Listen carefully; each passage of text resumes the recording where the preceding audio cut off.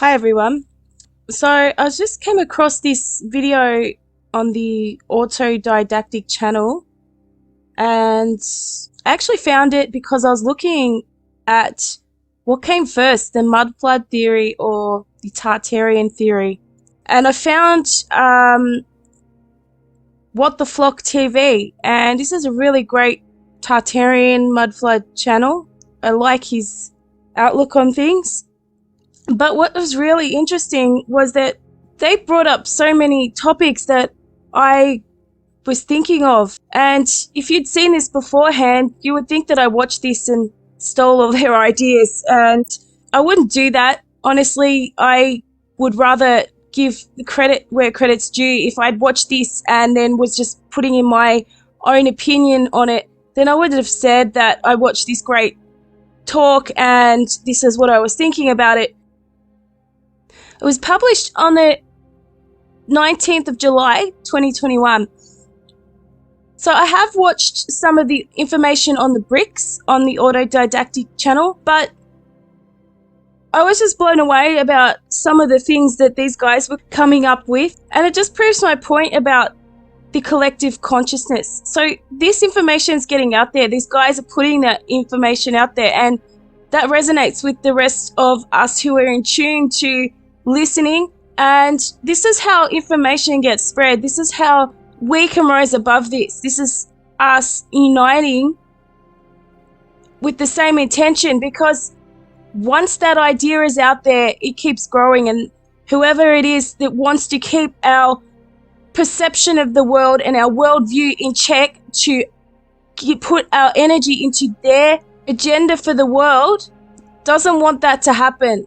This is their greatest fear. They are terrified of us learning that we can do this, that we can change the world with the right intention. Humanity has been scattered like the Tower of Babel for millennia now, or at least a really long time that we can't possibly know how long. These guys are talking about language, how they've changed language. That's possible. I'm more inclined to believe that originally there was no language. I think that people could communicate with thought. We have the pyramids with no inscriptions on them, and then there's a point where cuneiform writing starts, and with the ancient megaliths, they have no writing on them. They have no pictures on them.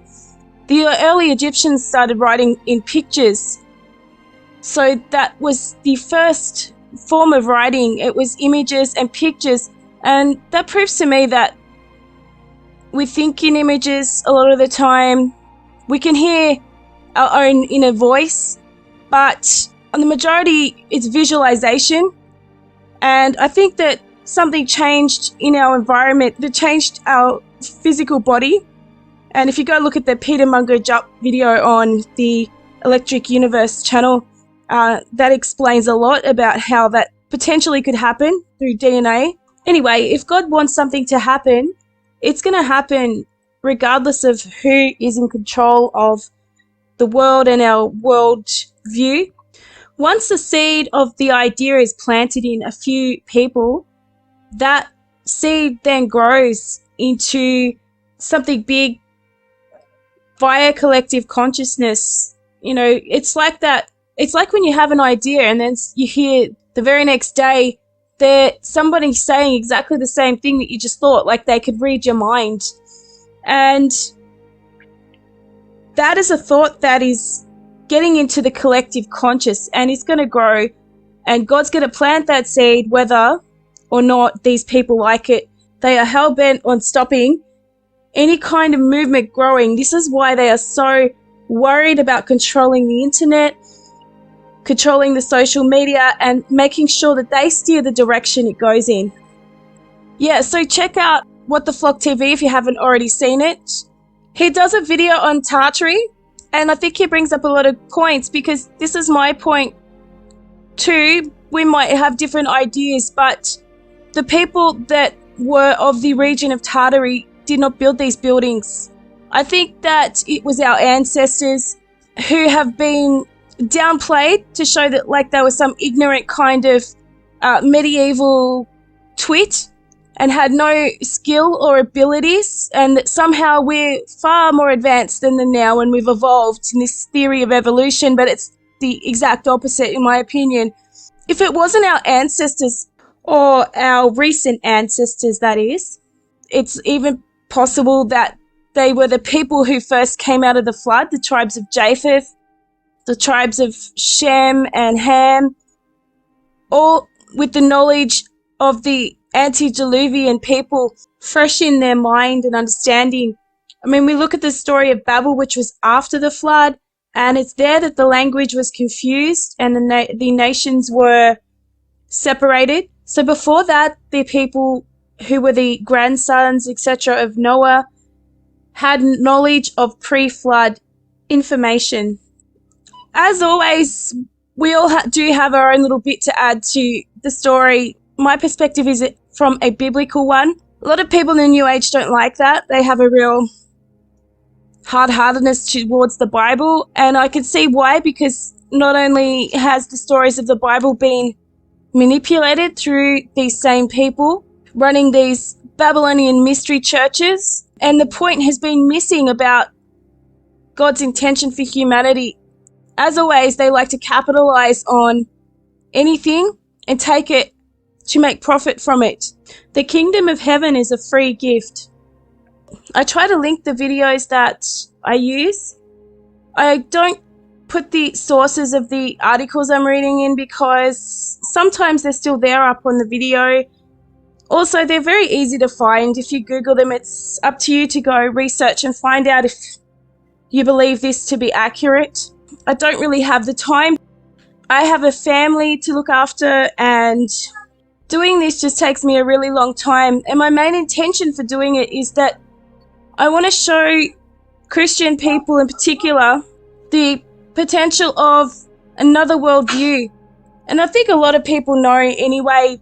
These days it's easy to look things up, but just in case people are searching for an alternative view from the church view that we've all been fed, and I want to see God's people unite. As I said, collective consciousness, where 2 or 3 are gathered in my name, there am I also. I think it's really important at this time that we all come together and aren't scattered. And I believe that's what Revelation 20 and the camp of the saints is really depicting here, is that we're a camp and we're a group of people united together. I was reading this article on the bricks of the Ziggurat of Ur. So what was interesting about it was that it says, we know that this structure was built by Ur-Nammu because mud bricks from this structure are stamped with Ur-Nammu's name. In fact, the first stage of the ziggurat construction was built using 7 million mud bricks and 720,000 fired bricks. These mud bricks were created from clay and reeds. They would have been pressed into rectangular molds and left to dry in the sun, or they could have been fired to ensure the bricks would better withstand moisture and wind. The core of this structure is essentially solid, with only a small exception in order to allow water to evaporate from the solid core. Weeper holes pierced the inward sloping walls. These holes were lined with fired bricks instead of typical sun-dried bricks. Additionally, the outer layer of the bricks of the ziggurat structure was comprised of these weather-resistant fired bricks, and these fired bricks were placed in waterproof bitumen. Additional measures were also taken to protect the entire structure from the elements. Every few layers of bricks were covered with crisscross reeds and sandy soil in order to prevent the ziggurat from drooping when the surrounding ground was flooded with silt from the Tigris and the Euphrates. So what's interesting is this ziggurat is by the Tigris or the Euphrates River, which floods seasonally, and so is the Pyramid of Giza. They have this flooding river system, and back in the days that it was built, the land wasn't as desert-like. This is more information about the Ziggurat of Ur.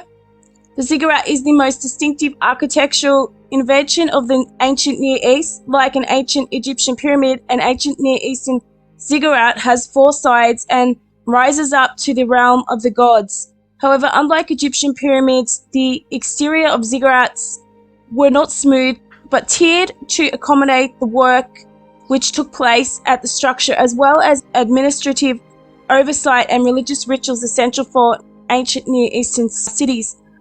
Ziggurats are found scattered around what is today Iraq and Iran, and stand as imposing testament to the power and skill of ancient culture that produced them. One of the largest and best preserved ziggurats of Mesopotamia is the Great Ziggurat at Ur. Small excavations occurred at the site around the turn of the 20th century, and in the 1920s, Sir Leonard Woolley, in a joint project with the University of Pennsylvania Museum in Philadelphia and the British Museum in London, revealed the monument in its entirety. Now, just remember that it's a four-sided pyramidal structure, and the Masaru Emoto experiments with vibration and sound. This was one of the shapes that had a frequency of vibration. It says the moon goddess Nana, and that ties in with the sun with the wings. The ziggurat at Ur and the temple on its top were built around 2100 BCE, apparently, by the king Ur-Nammu of the third dynasty of Ur for the moon god Nana, the divine patron of the city-state. The structure would have been the highest point in the city by far, and like the spire of a medieval cathedral, would have been visible for miles around. As the ziggurat supported the temple of the patron god of the city of Ur, it is likely that it was the place where the citizens of Ur would bring agricultural surplus and where they would go to receive their regular food allotments. In antiquity, to visit the ziggurat at Ur was to seek both spiritual and physical nourishment. So clearly the most important part of the ziggurat at Ur was the Nana temple at its top, but this unfortunately has not survived. Some blue glazed bricks have been found, which archaeologists suspect might have been part of the temple decoration. The lower parts of the ziggurat, which do survive, include amazing details of engineering and design. For instance, because the unbaked mud brick core of the temple would, according to the season, be alternatively more or less damp. The architects included holes through the baked exterior layers of the temple, allowing water to evaporate from its core. Additionally, drains were built into the ziggurat's terrace to carry away the winter rains. So I was thinking about this and the concept of these buildings being energy or frequency power producers.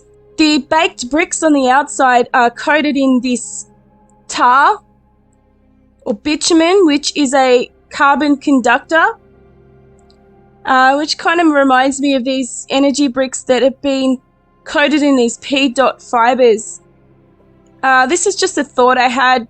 I'm not saying that it's 100% accurate. It could possibly be a link. So it got me thinking about batteries. There's the Baghdad battery, but there's also earth batteries. And this is a bit of information on earth batteries. It's from the Alternative Energy Mag. And it says, when you place a zinc anode and a copper cathode in a container of wet mud, the two metals start reacting because zinc loses electrons easier than copper, and because the mud contains ions. By wetting the dirt, it turns into a true electrode solution. In 1841, Alexander Bain confirmed the capacity of moist dirt in the generating of electricity. An earth battery is a pair of electrodes consisting of two dissimilar metals using moist earth as an electrolyte to make the battery. Bain buried plates of zinc anode and copper cathode in the ground about a yard apart. It produced an output voltage of approximately 1 volt. When you place a zinc anode and a copper cathode in a container of wet mud, the two metals start reacting because zinc loses electrons easier than copper. And because the mud contains ions, by wetting the dirt, it turns into a true electrode solution. Therefore, the electrodes start exchanging electrons just like an ordinary battery does. Now, I know 1 volt isn't very much, but it got me thinking, why did they not bake all of the bricks of the ziggurat if they wanted it to be solid and to be structurally sound? They only baked the outside and coated them in bitumen to protect it from deteriorating from the weather, but they left the inside bricks unbaked.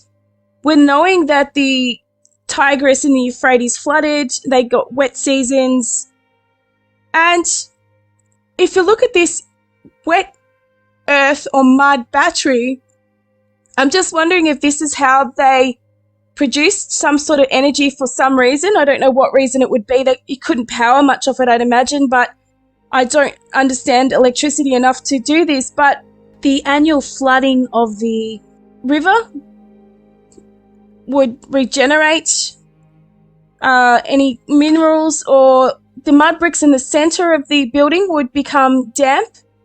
And I can't find any evidence that there was metals inserted into the pyramid or the ziggurat. They don't have any sort of leftover zinc or copper or any other sort of conductive metals that I can find.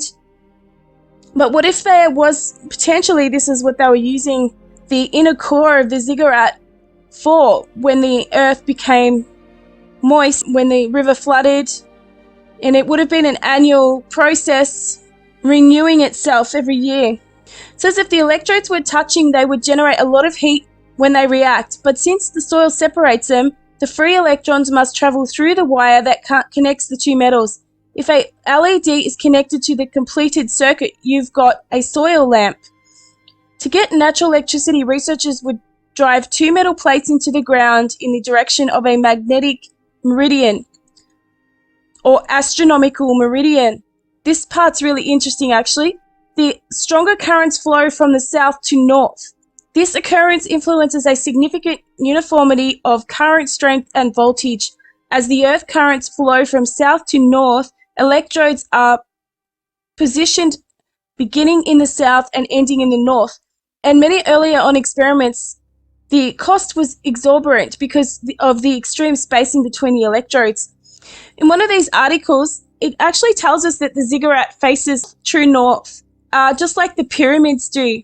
And this would be to get the best use of these earth meridians.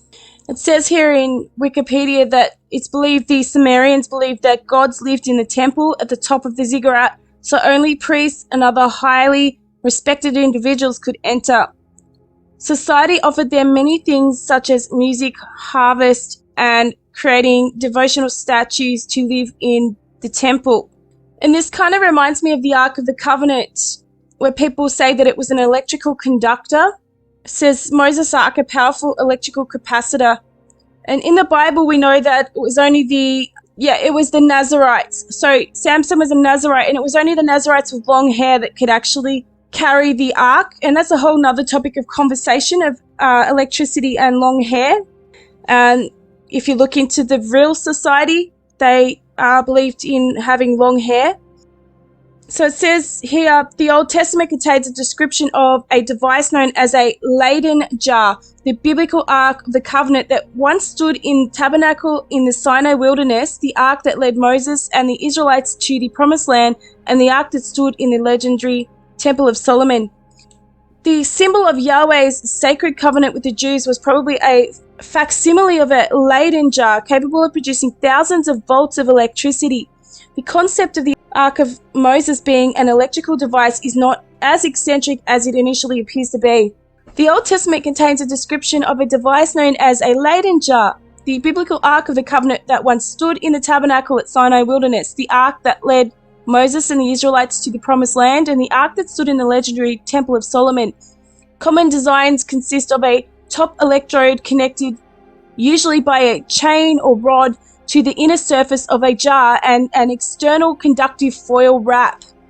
Inner and outer surfaces of the Leyden jar stood equal but opposite charges. The amount of charge that one of these devices can store is relative to the voltage applied to it times its capacitance. It was invented in the modern era by German experimenter Ewald G. von Kleist. In 1745, while experimenting with electricity, he touched his electric generator to a nail that was struck into a medicine bottle through a cork and received a shock when he touched the nail. Exodus 25 gives explicit instruction for construction of the ark. Follow these instructions and the end result is a very large, very powerful Leyden jar capacitor. So the materials in the ark was constructed of, and the manner in which they were combined support the theory that the ark was an electrical conductor. Gold on the exterior of the ark is a powerful electrical conductor. Wood just below the gold is an excellent insulator, acacia wood. Acacia wood used in the ark's construction acts as an insulator, while the gold is known as the excellent conductor. And electric charge would accumulate from constant exposure to static electricity in the desert climate. Now, perhaps this is the same way that the ziggurat worked, but it was an earth battery. As I said, the wet earth mud bricks may have had rods inserted into it. So it says here, what Woolley found was a massive rectangular pyramid structure orientated to true north. 210 by 150 feet, constructed with 3 levels of terraces standing originally between 70 and 100 feet high. 3 monumental staircases led up to a gate at the first terrace level. As I was saying, true north, and it's possible that the energy, just as in the earth battery, was aligning to the north-south meridians. It kind of got me thinking, is the Pyramid of Giza solid stone all the way through? We can see from the outside that most of it's solid stone blocks, but I'm just wondering if they've packed it up inside with mud bricks or rammed earth of some kind. I'm sure there would be information out there on that, or whether they could do some kind of seismic test to see what is in the inside of the pyramid.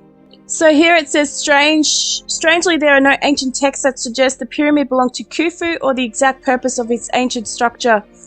And I think it's much older than the time period of Khufu. So there's this doorway into the pyramid which shows part of its core, but to me that looks like there's arches there, so it was designed to actually allow people to enter there.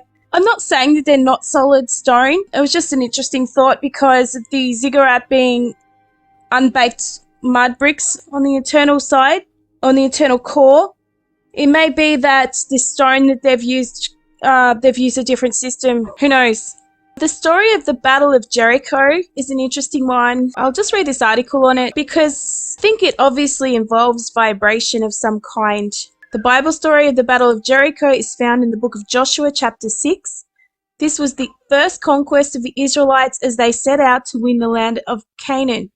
Scouts from the Israelite crept into the walled city of Jericho and hid at the house of Rahab, noted as a prostitute.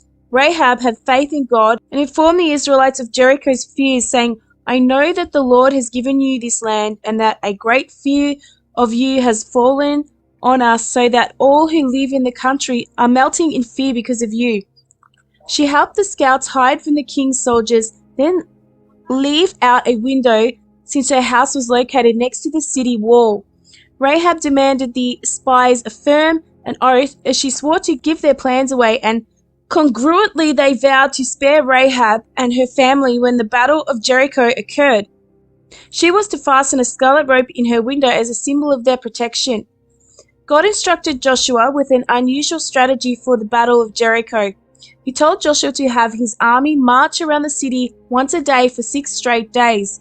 While marching, the soldiers played their trumpets as their priests carried the Ark of the Covenant around the city of Jericho. On the 7th day, the Israelites marched around the walls of Jericho 7 times. At Joshua's order, the men produced a powerful roar, and Jericho's wall miraculously fell down. The Israelite army raced in, conquering the city, and as promised, only Rahab and her family were spared. So clearly the story of the Battle of Jericho had something to do with the Ark of the Covenant and the trumpets and vibration. Maybe over the time of the week of the 7 days or 6 days that they walked around Jericho, it gradually undermined the foundations of the walls. But it just goes to show that the technology of electricity or frequency was understood at that time. It said that the Ark of the Covenant is the same dimensions as the granite sarcophagus in the king's chamber. Some people say it isn't, and it's too big. But based on the measurement that the Hebrew Bible gives us for the Ark of the Covenant, the Ark's outside dimensions are a perfect fit if placed inside the stone chest found in the King's Chamber in the Great Pyramid. It is suggested that the Ark of the Covenant was or held a superconducting material. The stone chest is located in the pyramid's central alignment. The pyramid's conductive configuration and design suggests the stone chest location is a likely site to focus or enhance negative ions.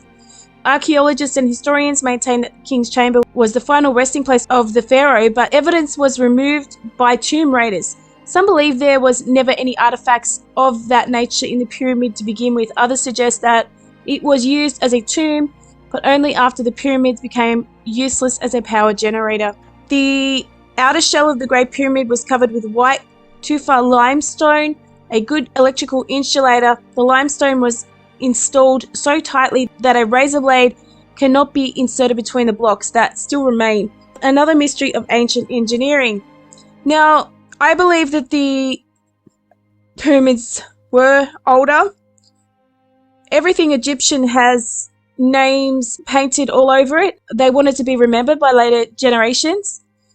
And yet, the greatest monuments that we know of in Egypt, the Sphinx and the pyramids, have no inscriptions on them at all.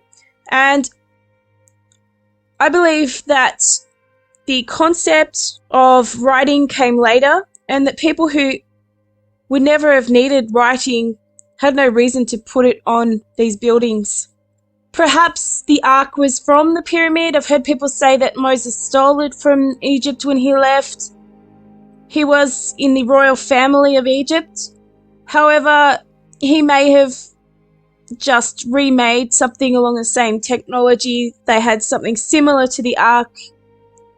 Or perhaps if the pyramids were older than the period of Moses, that God inspired him to make something similar to. Who knows? That's something perhaps we'll find out one day, but as of yet, we don't know. For years, I've heard the story that a group of university students had tried to make a replica of the Ark of the Covenant, and they got burnt. I can't find a great deal of information online about it. There's a question on Quora. A group of college students made the replica of the Ark of the Covenant a few decades ago. Why didn't anyone try to recreate it after that? I found this video on YouTube, John Hutchison's Ark of the Covenant build. It's on the John Cadman channel. I'll just play it now. Sounds interesting. We get electricity from its most natural source, which is around us all the time. What we need is a device that will attract electricity, that will store electricity, that will discharge electricity in a very controllable form, in enormous quantities. However, we need to do it.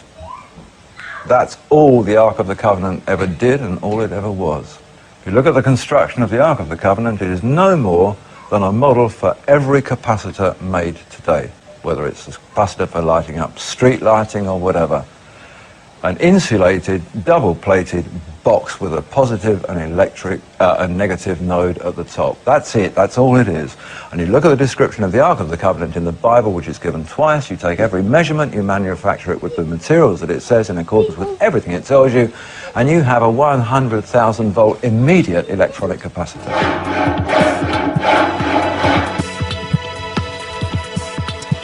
Although the Bible does say it was lined inside and out with pure gold, the team estimated it would cost more than $10 million, not to mention the weight. If it had a 9-inch slab of gold on top, which is 8, 9, whatever, if it had a solid slab of gold that was 3 feet by 5 feet, plus the box, plus all the other gold, plus the cherubims, it would have to be close to 2 tons. How many guys did they say carried it? 4. That's what, I believe people were a lot stronger back then, but 2 tons?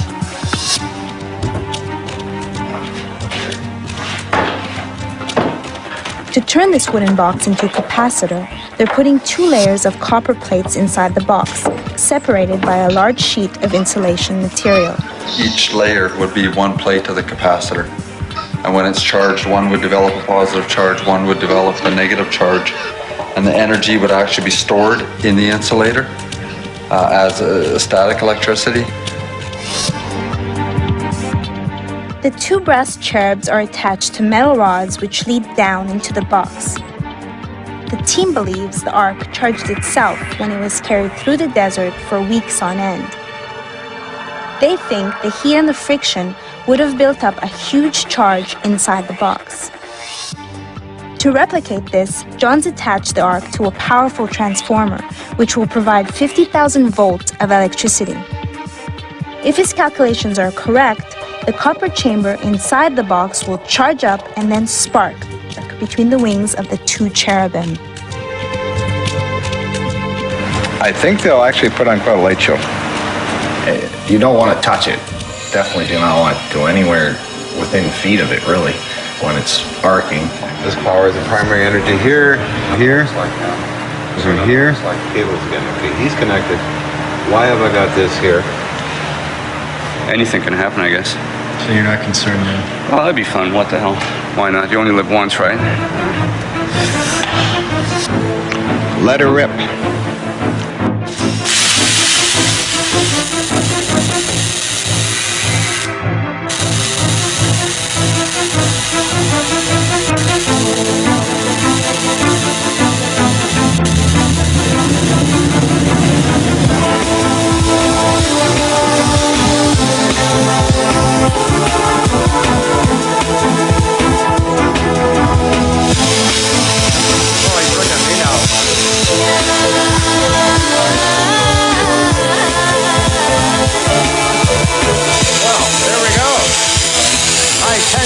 voltage, 50,000 volts, lasting through.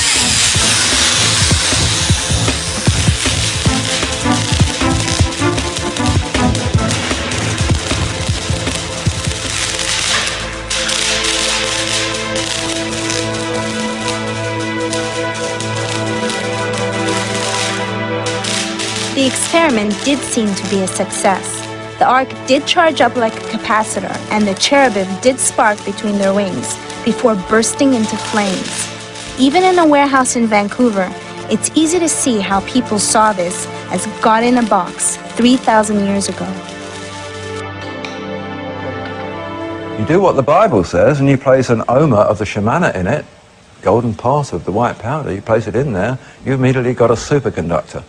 You've immediately got a device that sets up its own Meissner field, which will levitate, which will be able to travel on its own, which will be able to issue gamma rays or whatever you need it to do. A very, very powerful device. We have to go back to these very simple devices that simply pull it in and hold it and issue it. The Ark of the Covenant is not wrongly named. It's spelt with a K in the Bible because that was the Greek way of spelling it. In every other language it's spelt with a C, and electronic arcing actually comes from that very same word. So that was pretty interesting. $10 million, I can see why nobody's tried to recreate the Ark again, or that we know of, or that missing Fort Knox gold could go towards creating an Ark for somebody, somewhere, some group of people who know where the gold is. However, I wonder if we could try to recreate it using a less expensive metal. Probably not. I imagine that the dimensions and the explanations of exactly how and what it was made of were 100% important to it working. As you can see with this Ark that they created, it's set on fire. But, you know, everything about the universe is made of electricity. And I often thought that electricity is a lot like God. A lot of people don't believe in God, but they believe in electricity because of what we can see with it. But electricity is there. It can't be seen. It can be felt in some ways, but it's a lot like God. We don't know where it comes from in the universe, and we don't know how it's made. That it has an effect on our life. That's when we're not harnessing it, obviously, into devices and creating man-made electricity. But the electricity of the universe, the electricity of the atmosphere, the electricity that keeps everything going in our bodies is something mysterious. Lastly, I just thought I'd show the real society. They were connected to the Nazi Party The era of World War II was a time of great wonder and mystery. One of those mysteries was the Vril Society. The society had a belief that if a woman had her hair short, it would disrupt her telepathic abilities. What is the Vril Society? The Vril Society was a secret group of women that claimed to have kept their long hair in order to act as an antenna to telepathically channel communication with other alien races. The society also believed to have come from an ancient Aryan race and had the belief that the New World Order was unavoidable. The Vril Society, along with the alien race, the Vrilanians, helped the Nazi Party in the successful development of the flying saucer. This was done by the use of telepathic communication to extraterrestrial aliens. So I've got no knowledge on aliens. I'm not going to comment there, but it's just showing how they believed that their hair was an extension of their psychic abilities. Also, the Native American culture have a belief in keeping their hair long. It says the special significance of long hair. Many cultures around the world, from Native Americans to Sikhs, believe that hair has a special significance. While each culture and belief is distinct, many are strangely similar. Cultural beliefs about our hair and how it can affect us go back as far as recorded history. Many ancient cultures believe there is power in uncut hair, and clearly this comes from the Nazarites. So both men and women are encouraged to grow their hair. There are often special ceremonies for the first haircut. After that, they let it grow. Their belief around long hair, as many of their beliefs are tied to the earth and nature. The long hair has a symbolic significance, tying them to Mother Earth, whose hair is long grasses. It is believed that long hair in Native American culture is a physical manifestation of the growth of the spirit, and some say it allows for extrasensory perception and connection to all things. It's said that hair is an extension of the nervous system. So the hair is an extension of the nervous system due to the hair being functional as well as ornamental. When someone touches your hair, you feel it, not because there are nerves in the hair, but because the hair is so sensitively connected to the scalp. The hair shaft itself does not have nerves in it. However, there are many nerves that sit in the scalp around the hair follicle and the hair root. We recognize that the hair is part of the bloodstream and belongs to our body, the same as our eyes and teeth, and it must be fed by the digestive system. The hair has its roots right in the blood as well as in the scalp, as every hair shaft has a hair bed in the skin of the scalp with a bulb at the end of the hair root through which the hair then draws nutrition from the blood. The hair contains a food substance called keratin, which contains great quantities of silicon. Most of the hair follicle that appears above the scalp is composed primarily of keratin, sulfur, and silicon. Your hair is also a receptor. It keeps us magnetically balanced because it holds the greatest amount of silicon in our body, and silicon is the element known as the feeling element of our body, as silicon is the primary element that transmits messages through the spine and nervous system. Silicon is the magnetic element in the body. You may remember this science in grade school where we took a rubber balloon and rubbed it on a sweater where it built up a static charge and then held it above their head and your hair would stand up. It was a science experiment proving that the hair holds an electromagnetic charge and you would feel the hair. If we honor tribe throughout history, certain of the Eastern culture of yoga and yogis and the Native American tribes, the hair was always grown long and often was tied up on top of their head. Most yogis will say that hair acts like an antenna, a receptor at the crown chakra where the pineal gland sits. Many medical doctors understand that the hair must be taken care of the same as the teeth, because when the hair begins to deteriorate, it can be assumed the whole body is deteriorating. And anything that interferes with fresh blood getting to the head can be considered one of the first things that prevents the proper development of good hair. And just like the teeth, the hair is not replaceable. When the root in the tooth dies, the tooth is dead. And when the hair root dies, the hair is dead. So when we talk about the hair and the nervous system, it is a relation to the effects on the blood and nutrition getting to the root.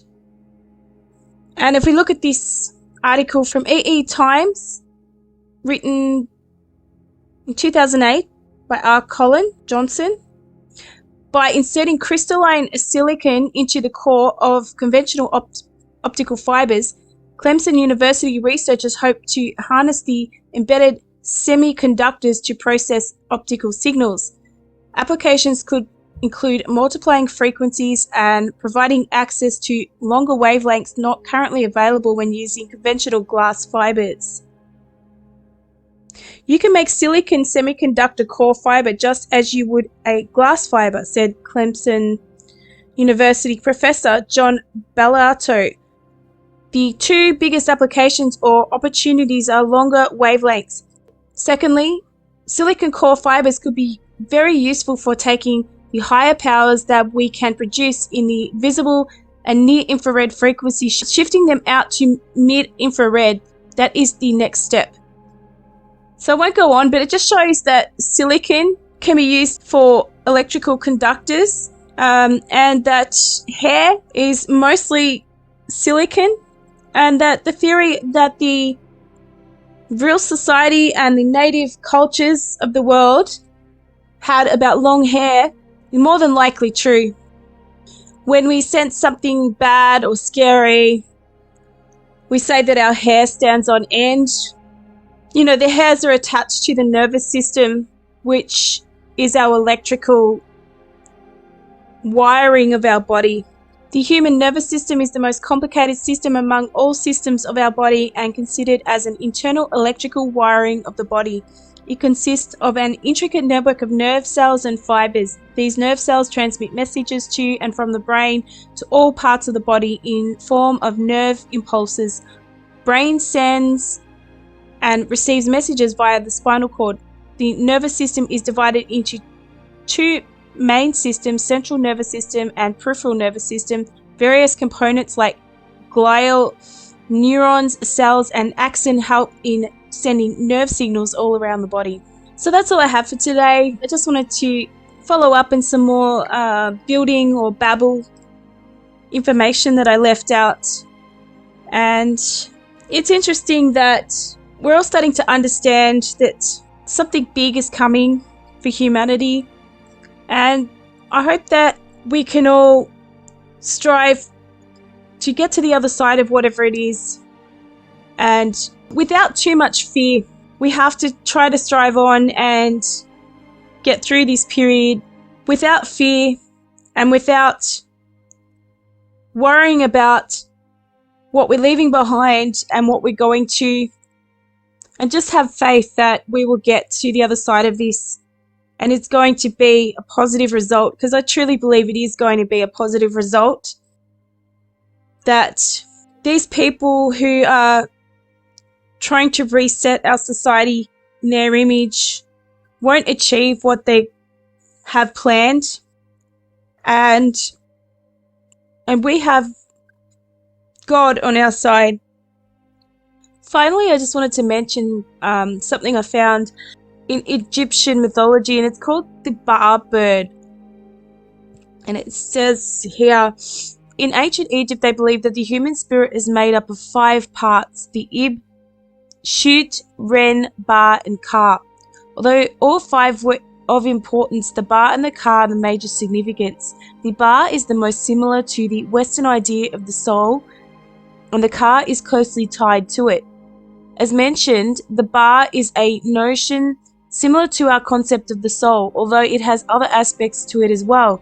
The Ba was seen as a collection of traits that made the individual unique, such as similarity to our concept of personality.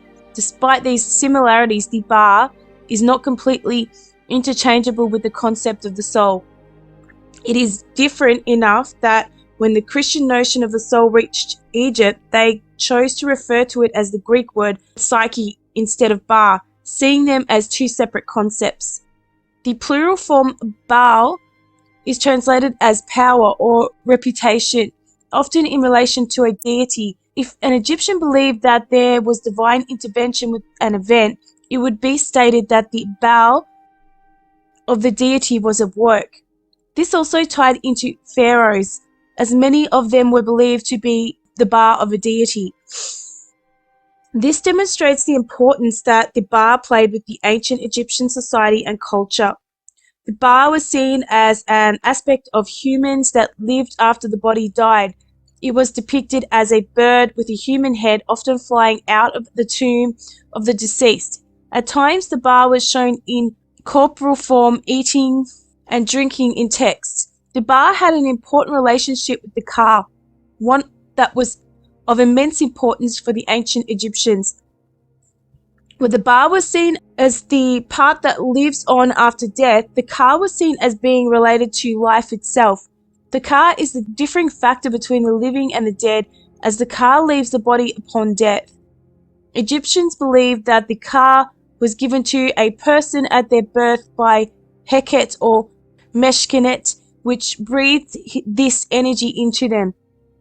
Egyptians believed that the ka required sustenance from the food and drink, and provided an explanation as to why humans needed to eat and drink to continue on living.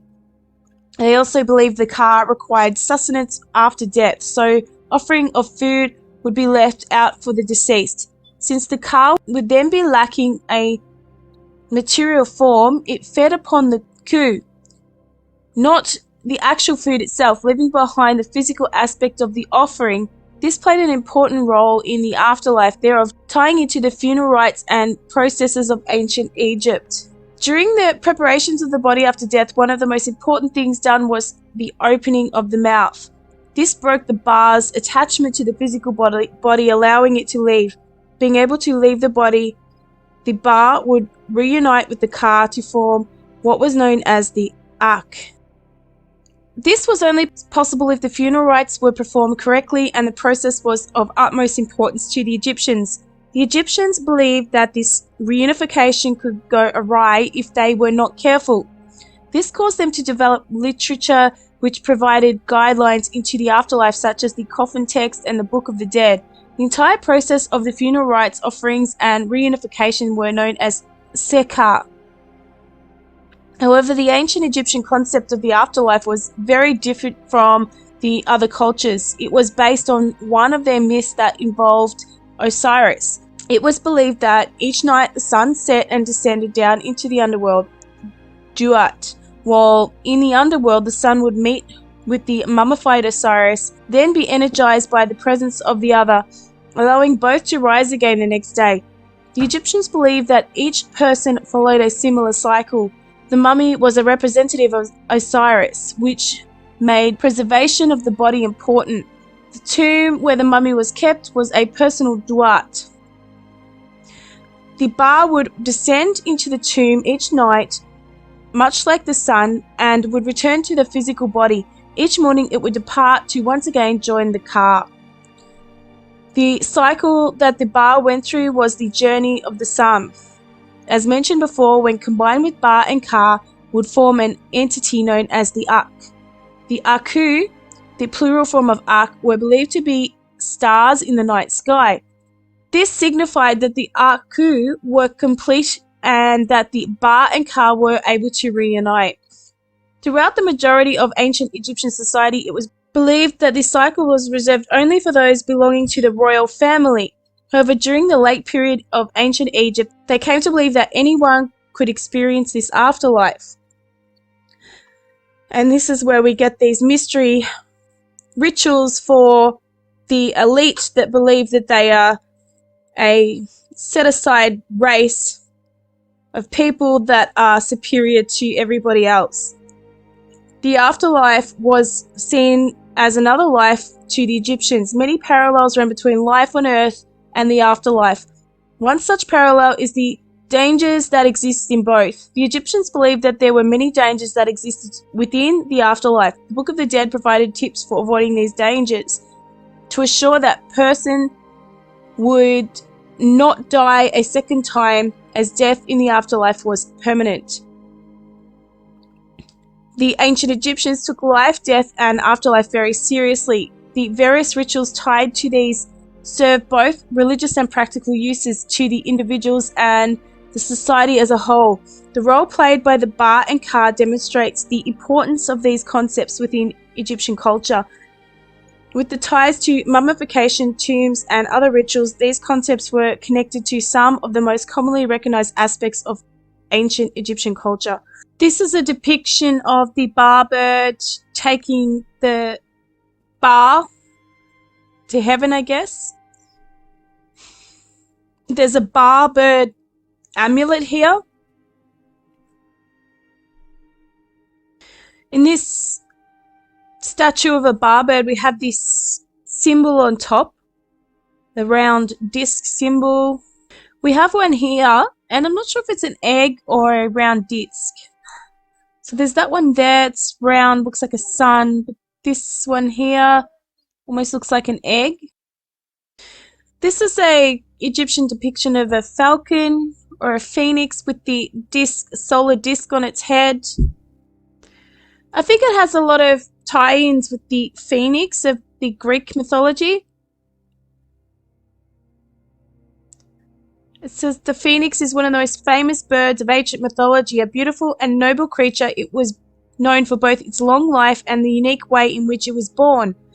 There was, according to most accounts, only one phoenix. It lived a remarkable long life and was blessed with constant rebirth. So, when the phoenix reached the end of its extraordinary lifespan, it was said to burst into flames from the ashes and was born a young phoenix, both a new life and a continuation of its predecessor. We can see that the similarity of life, death, and rebirth is in the story of the Greek phoenix as well as the Egyptian bar bird,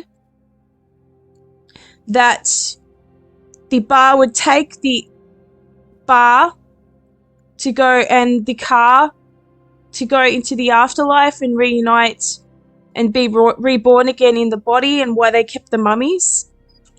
But my point for bringing this up was that it also reminds me of this ancient Hittite symbol of the wings, or the bird wings with the rosette shape, which also later evolved to the solar disc with the wings, or the light, the wings, the bird taking us to the afterlife, to the light. And the ancient mystery religions that have inverted the knowledge of God and made it about man, Nimrod, and Lucifer, who is the king fallen from favor with God, the king of Assyria, the pharaoh of Egypt, the king of Tyre, the man of perdition. And who is the king at the top of our world government today? I believe they're in the shadows and we can't see who the actual person is. They're definitely related to these family bloodlines. The Nazi symbol is based on this principle. The Egyptian sun with the wings. It says here the ancient Egyptians worshipped the mythological bird of Egypt called the Bennu, which later became known as the phoenix in the Greek legend. The Egyptian Bennu was a phoenix-like bird that was linked with the sun, creation, and rebirth, and is described as resembling an eagle with beautiful red and gold feathers. According to Wikipedia, it says, according to Egyptian mythology, Bennu was a self-created being said to have played a role in the creation of the world. He was said to be the bar bird of Ra, and to have enabled the creative actions of Atum. The deity was said to have flown over the waters of Nun that existed before creation, landing on a rock and issuing a call that determined the nature of creation. He also was a symbol of rebirth and therefore was associated with Osiris. Some of the titles of Bennu were He Who Came into Being by Himself, the Lord of Jubilees, and later Epithet, referred to the belief that Bennu periodically renewed himself like the sun was thought to do. His name is related to the Egyptian verb WBN, meaning to rise in brilliance or to shine. So as in my previous videos, we know that this symbol here from the flag of Venice pretty much means the same thing. Got the lion, the eagle, or the phoenix wing with the sun. So I'm pretty sure that the people that made these images knew what they were doing, or knew that the philosophy behind them, and that they are the same lineage of people doing this.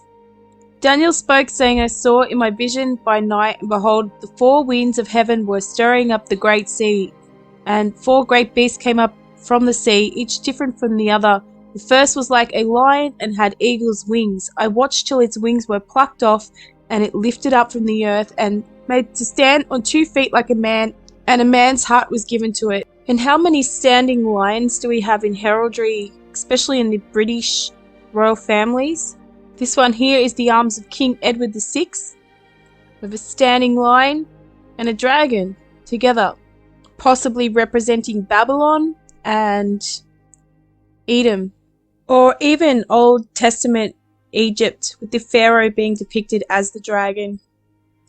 House of Commons, a standing lion and a chained unicorn. Richard the Lionheart, the lion standing as a man and given the heart of a man. And who got the wings? And to the woman were given 2 wings of a great eagle, that she might fly into the wilderness, into her place, where she is nourished for a time and times and half a time from the face of the serpent. So she was only protected for times and time and half a time. It says, and the earth helped the woman, and the earth opened her mouth and swallowed up the flood which the dragon cast out of his mouth. I think this woman is the southern kingdom of Judah, who was taken into captivity into Babylon and Persia, and she is given the wings of the eagle in the wilderness. In Revelation 17, so he carried me away in spirit into the wilderness. This is where the woman was. And I saw a woman sit upon a scarlet-colored beast, full of names of blasphemy, having 7 heads and 10 horns. So at some point the woman was protected. The church was protected from the dragon for a time, times and half a time. And then she became a prostitute church, and the woman was arrayed in purple and scarlet color, and decked with gold and precious stones and pearls, having a golden cup in her hand, full of abominations, filthiness of her fornication. And upon her forehead was name written, Mystery Babylon the Great, the mother of harlots and the abomination of the earth. And I believe that this church is the Roman Catholic Church and no other. At one point early in its history, it was the early Christian apostolic church that followed the apostles, and within times and half a time, it got taken over, and the church, the people that were ruling the church, were whoring with the dragon and the beasts. So if we follow the Bible and we assume that the whore is the southern kingdom of Judah, or the woman, she first has a moon at her feet, she's clothed in the sun. So she's come out of Persia, she's been allowed to go back to Judea or to the Palestinian region and rebuild the city and the temple, and she gives birth to the Messiah, the baby. This is all in Revelation 12. And she gives birth to the new Israel, the new Jerusalem. And the church, the disciples of Jesus, they go into the wilderness, into the world for a time, times and half a time. But what happens is that when John is taken into the wilderness by the angel, we see that a portion of the church, just as a portion of Israel did in the wilderness when Moses was up the mountain, they turned to worshipping the golden calf. And this church now is the whore of Babylon. She isn't Babylon itself, she's whoring with Babylon. And she's riding this 7-headed beast, which is the dragon. And we know it's the dragon because it has the same description as the dragon. The dragon chases her pours forth its water into the wilderness. She's protected. She's given the wings of the eagle. And then she joins the dragon in her whoring with the Babylonian mystery religions. Now, I've identified the dragon at this time period as the Edomite converts to Judaism, or they're converted to the southern kingdom of Judea. And this picture of the dragon is a union of the remnant of the Jews that went to Judea in the southern kingdom and the Edomite people that converted to Judaism. It's a combined kingdom of Edom and Judea. And they now identify as Jews or sons of Jacob. Jacob and Esau were both sons of Isaac. They were twins. However, Esau intermarried with the Hittites and the Canaanites, which was really displeasing to his parents and to God. And in the Old Testament, they were told to never mix. The church is in the wilderness, so now part of this church is whoring.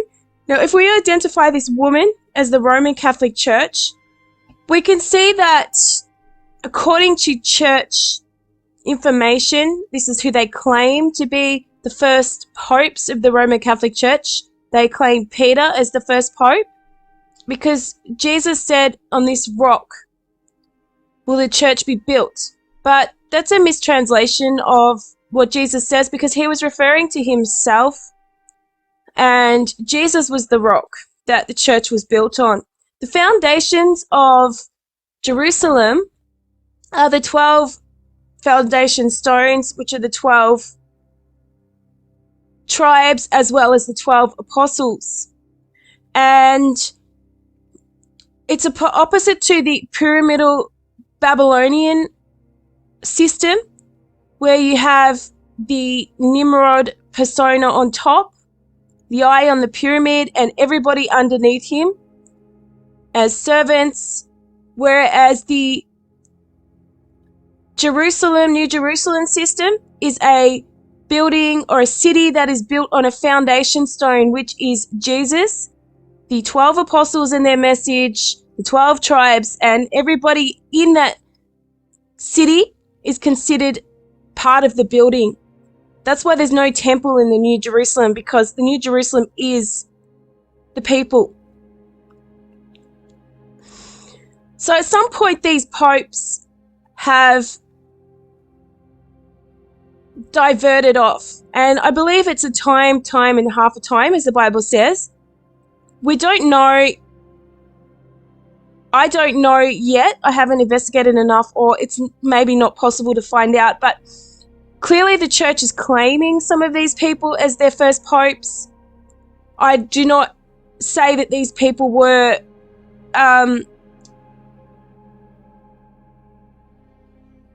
bad people, or that they had been, or that they were infiltrating the church.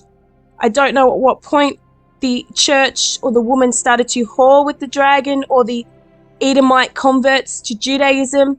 They would have done it at some point in Rome. There was a lot of them in Lyon in France, where Herod Antipas moved to. But according to the scripture, what it's telling us is that the church had a small period of time where it was protected in the wilderness, and then after those time, the church became corrupt. And we know that this Roman Catholic Church is corrupt, and it has been for a very long time, not just since Vatican II. The whole church has been corrupt for hundreds of years, I'd say thousands of years, but we don't know the timeline, because it appears they have added time to our calendar, and I don't think it's exactly 1,000 years. It could be, but I'm thinking it's around 700 years, 800 years, something like that. It just kind of fits in with the timeline of certain things. So I just want to discuss this papal tiara. I've always had this theory that The papal tiara represents the southern kingdom of Israel. And it has 3 crowns. And the reason I thought this is that we have the crown of Judah, we have the crown of Levi, and we have the crown of Benjamin, who were all part of the southern kingdom. I believe the crown is 1, the crown of Judah, 2, the crown of Levi, and 3, the crown of Benjamin, the southern kingdom of Judah, because the beast of the sea has 10 crowns. Revelation 13. The beast out of the sea. The dragon stood on the shore of the sea, and I saw a beast coming out of the sea. It had 10 horns and 7 heads and 10 crowns on its horns, and on each head a blasphemous name. So I'm going to discuss this again in my next video. I'll leave it there about the papal tiara as I go into more the millennial reign and the different aspects of the beast in that time. If we look at the heraldry of Europe and the world, we can see the family connections. We have standing lions and dragons, eagles, falcons, griffiths or phoenixes.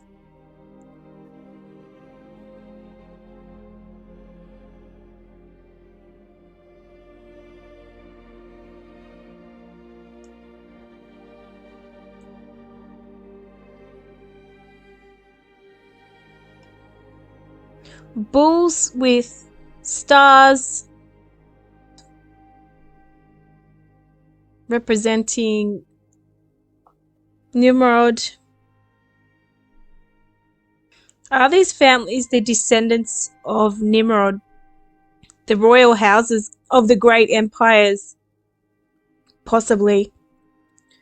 This one's St. George slaying the dragon.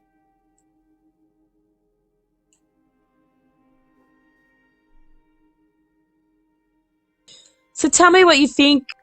I pretty much believe now that the depiction of the rosette or the Star of David, Venus, all of these references to this sun shape, even the swastika with the bird wings represent the soul leaving the body and going to the light.